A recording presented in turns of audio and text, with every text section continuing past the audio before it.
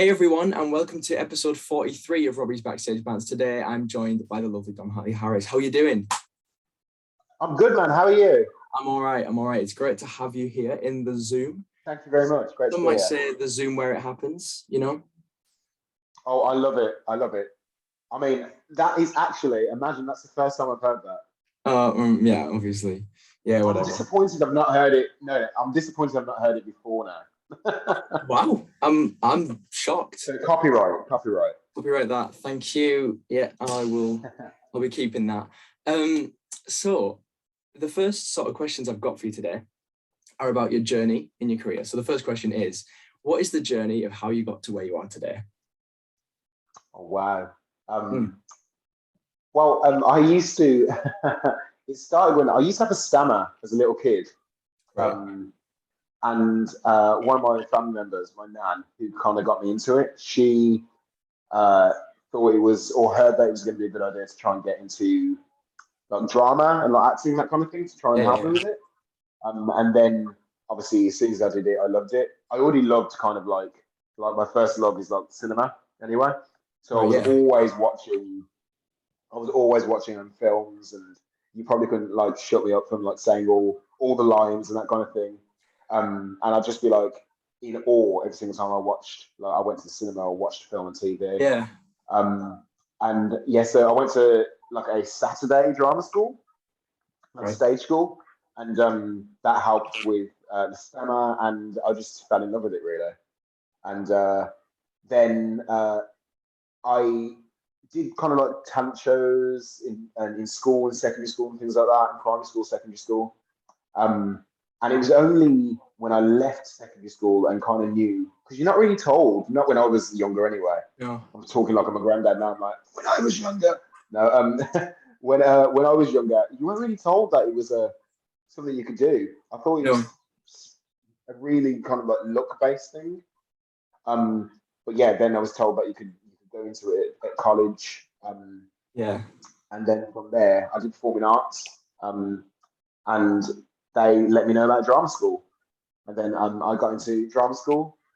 And the rest is history. Yes. That's it. My first gig was beautiful. My first professional gig, which was on the West End. Wow. And since then, I've just kind of like tried to keep afloat. It's kind of like stepping stones. If you stop, you'll fall in. So I've just tried to keep going. Yeah. And you've tiptoed into some incredible jobs. Would you like to talk about some of them? Maybe some of your favorites, if you have any. Absolutely. I mean, I'll always remember the moment I got the call for Beautiful, because being on the West End was a massive, like, kind of like 10-year goal from leaving drama school. I was like, people don't just walk into the West End. That's not a thing. And here you go. And then literally, like, my agent called me after, obviously we have a showcase at drama school. I got an agent. And she put me up for quite a few things in the first few weeks. I think I was still at drama school. I was ending drama school when I was doing these auditions. And she put me up for like Motown Musical, Beautiful, a few other things.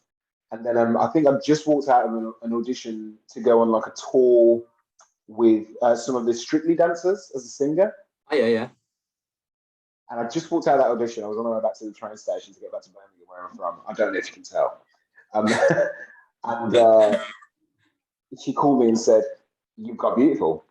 And so I always remember that call. So Beautiful holds a really special place in my kind of like career path. Yeah. And then obviously after that came Bat Out of Hell, which again, to walk into this kind of originating a role, which was mental. And it was in such a huge, no one really knew how big that was going to be, because we were kind of like a Meatloaf musical. Cool. Yeah. But now it's just like this phenomenon that's taken over. It's got like a massive cult following. And then also it's reached people that probably wouldn't have watched it or might have even been dragged along to it. And then they came out going, "Oh my God, it's my favorite musical." Yeah. Which is amazing. Absolutely. And then I'd probably say, obviously, Hamilton. I mean, who's ever heard of Hamilton? it's just kind of like it was incredible. It was amazing because it was the first time I felt like I was in my TV. Do you know what I mean? So you've seen and heard these songs, and you were such a massive fan. I was already like a huge Hamilton fan. Yeah. And so being there, hearing the song sung in my presence, but not as like an audience member, but as like they're talking about the general and it's me. It's me. Or hearing where it happens every night. That's me. It was just incredible. Exactly. Collins in Rent. Yeah. Of course. I mean, I didn't get to see that live, but I got to see the film performance of that, and that was. It was just the people in it made it as well. The respect that the production team had for the material was incredible, and then just I think Collins may be my favorite character I've played so far. Bold statement right there. I just love him so much. He's just a big teddy bear, and he has everyone's best interests at heart. And I just wanted to give the best performance and stay true to what he is in the material as a character. Yeah. No. Yeah. And then here you are in Dreamgirls. There we go. Exciting. How's the tour of Collins? It's going amazing. It's going amazing. We're in venue 4, I believe. Maybe 5. Teching tonight. Track. Yes. No, we'll probably be teching tomorrow, I believe. But we've all arrived today. Because you get to have this like familiarization of the space and the theatre and all that kind of thing. Yeah. It's a gorgeous theatre. Have you been before? This is my first time in Sunderland. It's a beautiful theatre. Yeah. I can't wait. I can't wait to see it. Exciting. So how does it feel performing again after the pandemic? It was a little bit scary first, actually, because it was the longest period of time I'd went without performing at all for as long as I can remember, and because we just didn't have the choice. So to get back into it and try and be like, is it muscle memory or is it the fact that you do all the time and actually still be able to do it? Yeah. So there was that kind of like the fear of the unknown. But it's happening. Yeah. But yeah, the pandemic was really scary when it comes to entering back into it because you just didn't know whether it was still in you, however silly that might sound after all the training and that kind of thing. Yeah. Were you sitting on the secret of Dreamgirls as well through the pandemic, or did you find out after? I think we were kind of like just easing up a little bit. I think people were still mask wearing, there was still social distancing. Right. We were given, for the first time ever, when it comes to our audition slots, we were given like really tight audition slots because not that many people could be in the same room or the same building at the same time. Yeah. So we were just kind of coming out of it. And we were still on tenterhooks and kind of like being like, is it going to happen? Even if we get the job, are we going to get into it? And then is it going to stop? But yeah. We're still here. We're still going. Woo! It only seems to be easing out even more now. I mean, that's what we heard yesterday. Surely good news for the theatre. Hugely good news. You can't not be as selfish as it might seem as just a person. You obviously have your like your hang-ups about it because I know that some people are very apprehensive about what I just want to be out. This is the thing. It's kind of like people. There's a difference between surviving and living. You know what I mean? And for me personally, I want to live. I want to get out and get experiences because otherwise, what's the point? But I'm glad that when it comes to theatre, selfishly, it's the only way it's going to make theatre survive. Oh yeah. Because we live on the basis that people want to come and see us, and providing enjoyable experiences and performances for the masses and the general public. And if that's kind of shut off a certain way, even halfway, it's just never the same.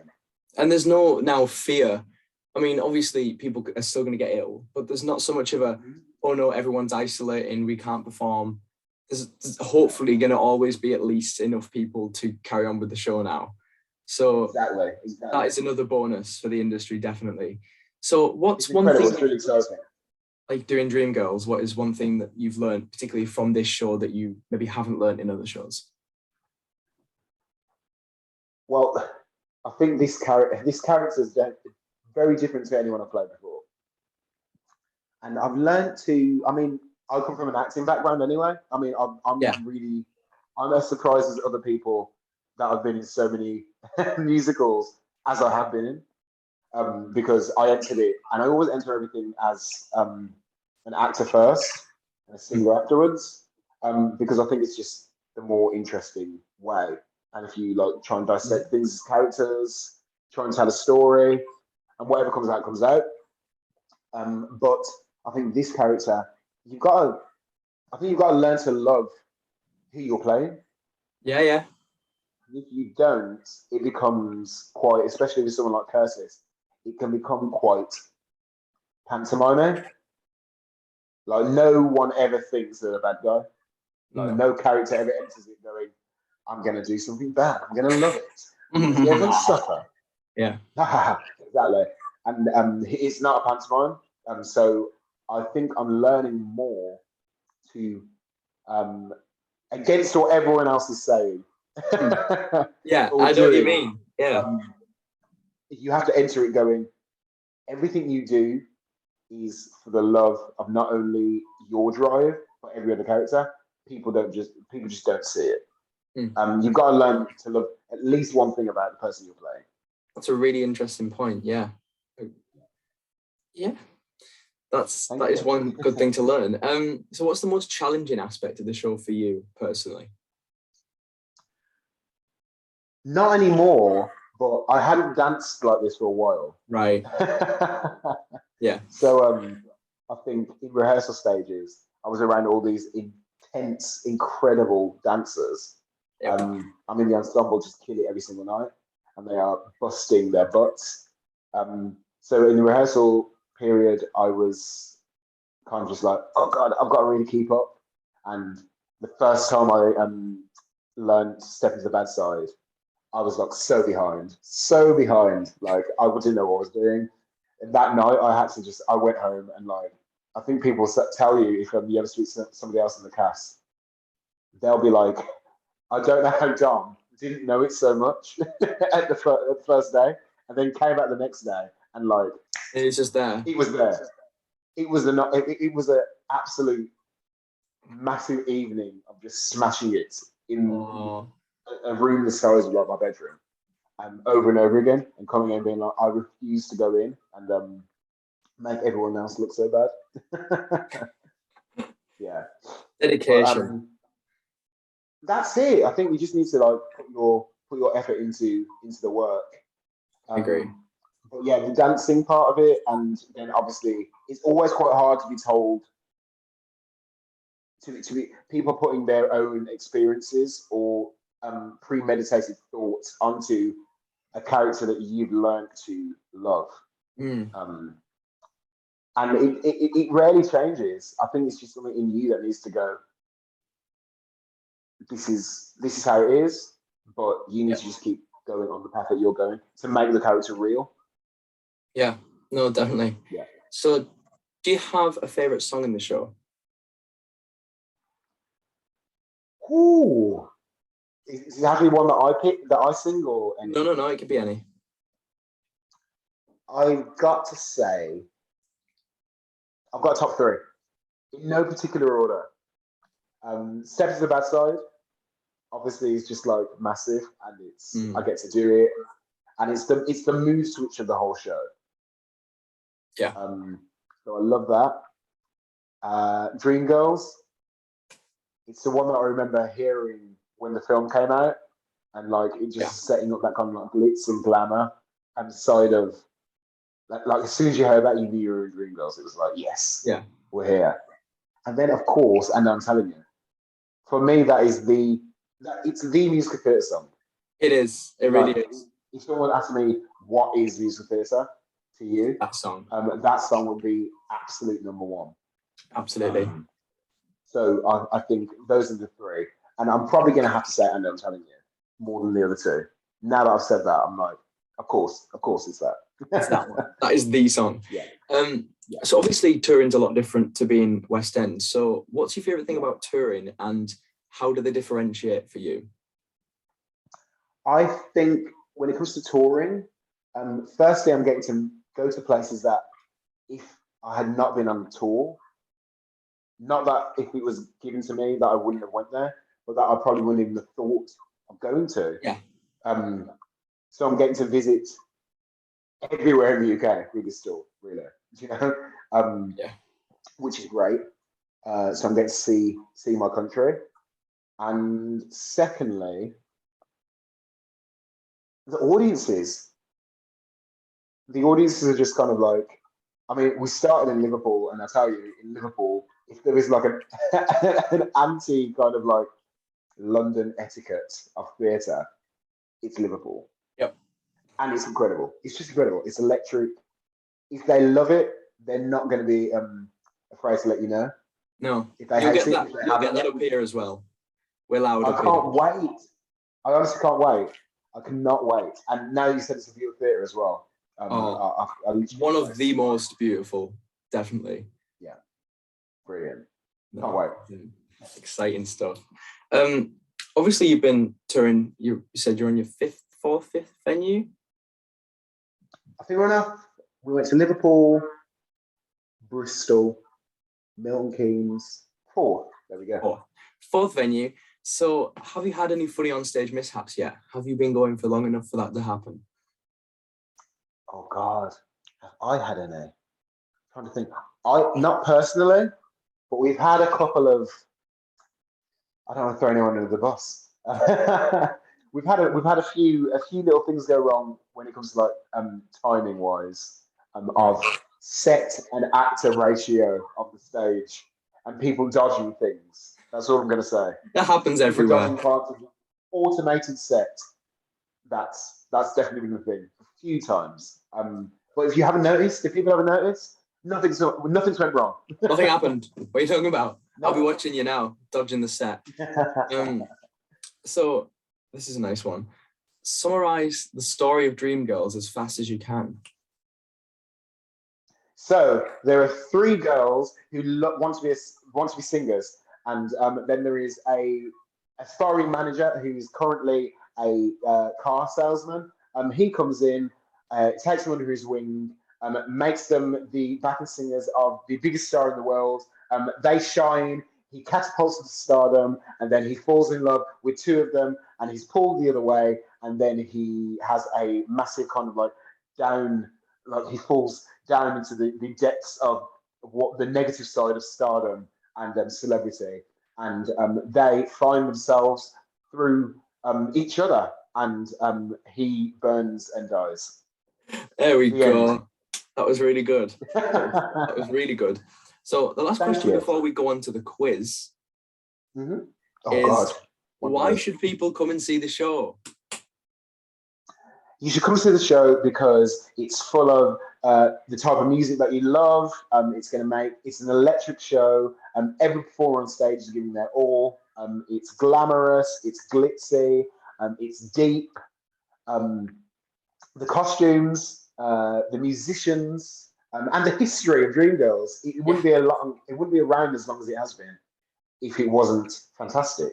And it's the first ever UK tour. It is. So this is the first time it's ever went out of either Broadway or West End. Yeah. So please come see it. Come see it. I'm going. You should go. This is the thing. It's just going to be amazing. I am so excited. Like, go it. I've got a lovely little "How well do you know Dreamgirls" quiz for you. It's based on. Right.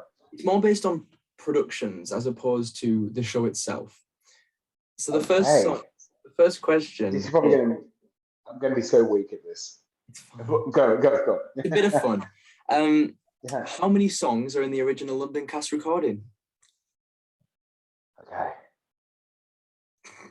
Right. Can I go through this really quickly in my head? You can do that. It's fine.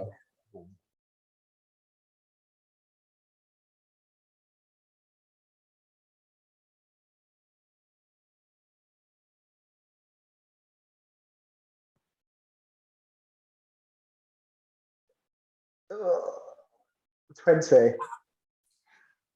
There was 28 in the I'm so sorry. No, you know what? It's the in-betweens that I missed out. Probably. You know, like the transition parts? I apologise. Guys, no, the only way is up. The only way is up, and with the question, what year did Dreamgirls open on Broadway?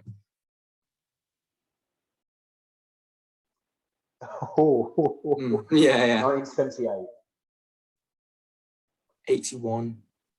Oh, but the only way is up. We can do this. There's only 3 questions. We can get one. We can get one question. If we get one right, maybe this one. What year did Dreamgirls open on the West End? 2017. 2016. I'll give you it. We'll give you it. It was close. Please, I've got the same. I got that bit right.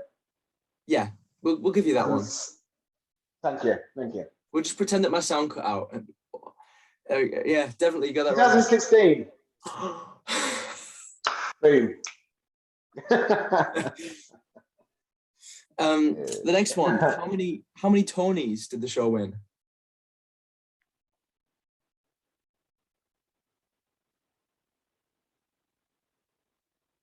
I'm awful at this. It's more than 5. 7. 6. Yeah.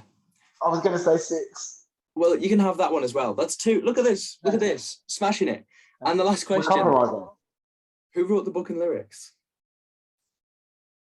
Henry Kroger. Of course. I'm right? You yeah, him and Tom. Don't forget Tom. God, I can't pronounce his last name. Me neither. I'm not going to attempt it. I don't want to disgrace Tom. But Tom. Yes. Henry there you go. Tom. We'll say 3 out of 5 there. Thank you very much. Thank you. I'll take that. That. Almost. I need to go back on my book and just kind of be like, right, I need to get the history down. Dreamgirls trivia. I'm just so ingrained in the characters and not the real life. You know what I mean? Exactly. You know, this isn't real. This is not real for you. When you get in the theatre, that's real. This is not. There we go. This is the alternate life. This doesn't exist. But aside from that, that is everything. So I want to thank you for joining me today. It's been such a pleasure. Thank you very much. Anybody who's watched this episode for watching it, I would like to remind you all Thank you very much, guys. like, comment, and subscribe. Yes, go watch the show. Like, comment, and subscribe. Follow me on social media. Go follow Dom on social media. Go and keep up with him. It's like keeping up with the Kardashians, but he's not a Kardashian. I'm nowhere near as pretty either, but or rich. Rich, we need to get that sorted. Yeah. Thank you. But thank you for watching, and I'll see you all in the next episode. Later, guys.